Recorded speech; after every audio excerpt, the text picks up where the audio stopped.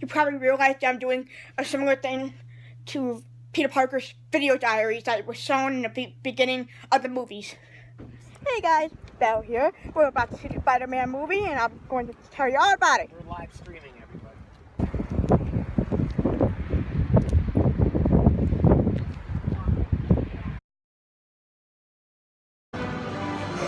Oh my god, it was so awesome!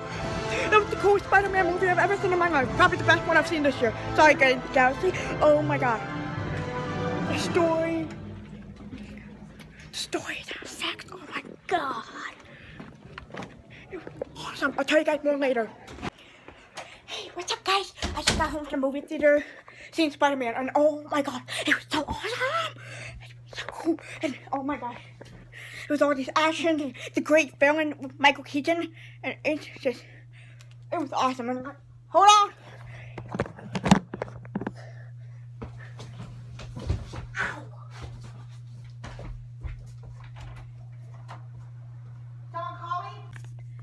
Okay, so these are the movie tickets for the movie that we saw at the Imagine Delano. Look how awesome this is. It's going right into my ticket collection. This is what I wore inside the movie theater. Everyone thought it was so cool having an Iron Man mask on my head.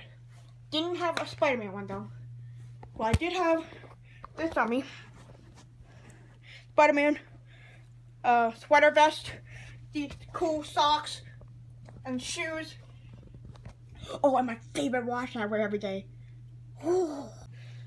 SpiderMan Homecoming was definitely the best Spider-Man movie out of all the other ones, and Tom Holland, the best Spider-Man in existence, the best one in the Marvel Cinematic Universe. And Tom Holland, great choice for Spider-Man. Definitely your Spider-Man, not Maguire, not Garfield, no one else, but Tom Holland. He's definitely Spider-Man. Michael Keaton, great choice for playing Vulture. He may have been Batman in the DC universe in 85 and 87 or something like that, and then he plays Vultures. What a great thing! Oh my gosh! And he went from a regular guy to doing anything he can do to protect his family, which is really nice, by the way, but not good for a villain character who ends up going to jail after the fact. This is so cool. There's so many fun Easter eggs in this film that are like the Spider-Man theme song in the beginning of the movie. We see a lot more of the Peter's classmates, and Michelle, who is played by Zendaya, is actually MJ. Could she be Michelle Watson? Mary Jane Watson? Who knows? And Vulture's henchman, one of his henchmen is actually the Shocker, and oh my gosh! And then there was Amazing Spider-Man 33 reference, and the Iron Spider, and oh my gosh, these are all these great references to everything in this movie that really stands out, that only a true Marvel fan can detect. No more reboots. How many more reboots can we have? Just leave it at this one, the Marvel Cinematic version of the Spider-Man character, which is obviously the best one. And I'm really happy that this film that didn't start out with the origin of Spider-Man, just continue right after Civil War, which is just what we need. No more reboots or how he became Spider-Man. We all know what happened then. We first got a sneak peek of Spider-Man in Captain America Civil War, and we picked up in Spider-Man Homecoming. We picked up right after the events of Civil War. Peter Parker is waiting out for a call from Tony Stark.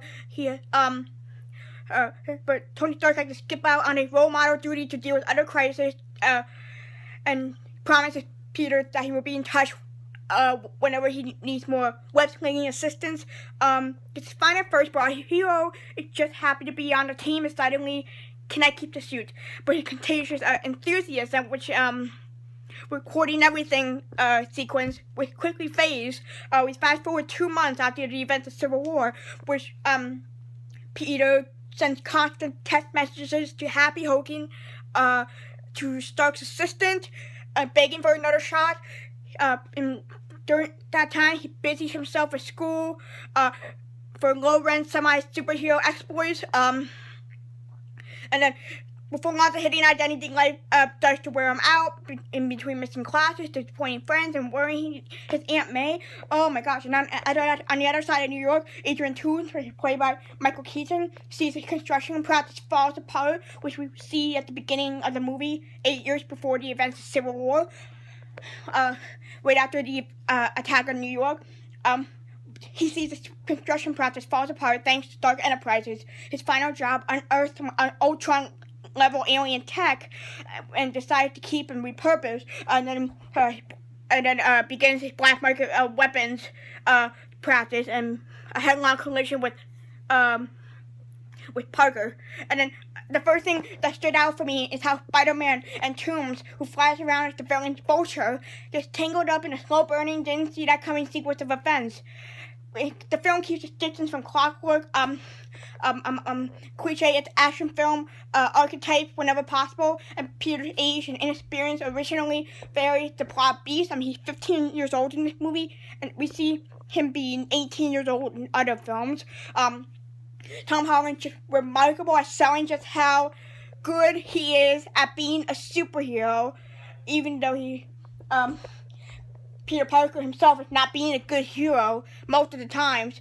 His learning process and progression never magically form into, ta-da, the best ever. And then in the final film sequence, he wins out the hardened effort and out of nowhere, mastery. What's more, he left with no more than one series mark on his permanent superhero record. His lessons are hard learned, and Tom Holland nails all of this with his ton of vulnerable yet excited appeal, bashful stuttering here and laugh out loud comedic timing there. I was watching the next coming of Michael J. Fox, and he certainly benefits from having a film monster cast. Scene-stealing teens, sidekick Jacob Batalon nails every hilarious line he's given, and his comedic blunders move that plots along without feeling like an obnoxious Hobbit collaborator mess up. The rest of the students cast benefits from a script that avoids, among others, making distressed damsels out of it, with stellar teen actors like Laura Harrier and Zendaya, and there are barely any grown-ups in the films. And then there's the Siri voice inside the Spidey suit, which earns plenty of laughs with their less more scripts as well.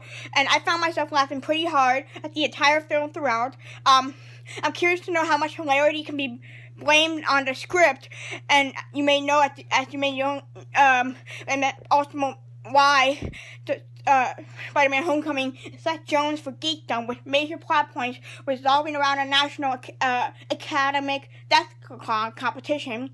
And then Spider-Man is possibly the most Marvel franchise that the comic empire has to access to in terms of brash, quirky attitude attached to the bombastic action sequences. Spider-Man Homecoming really pounds his fast home. Humor nearly finds its way into every bonkers action sequence, whether thanks to spoken quips or delicious slapsticks. The biggest surprise in terms of this reboot humorous action comes from Tony Stark ending the Spider-Man suit, which he and sidekick eventually hacked to unlock a new confusing powers, with kind of like with the time where Bart Simpson drove a car to the North Pole over a North Pole elf, only to be mutilated but multiplied by 1,000. And then Spider-Man Homecoming should maybe 5 to 10 minutes without blinking of an eye, and otherwise in 2-hour runtime it feels entirely earned. And it's been a while since I seen a comic book film declare that his hero will return and entirely squee in response. Spider-Man Homecoming has equal parts, faithful, fresh, funny, and focused. With this film, Marvel Studios was able to shift its best action movie gears to make its first true teen comedy film, shamelessly lifting from the best of the John Hughes era, and the filmmakers here to pull it off to nifty effects. The results of the first action film in years that I would highly recommend everyone I know and strangers to go see. So go see it. That's enough of the video diary right now. I'll see everyone later. Bye.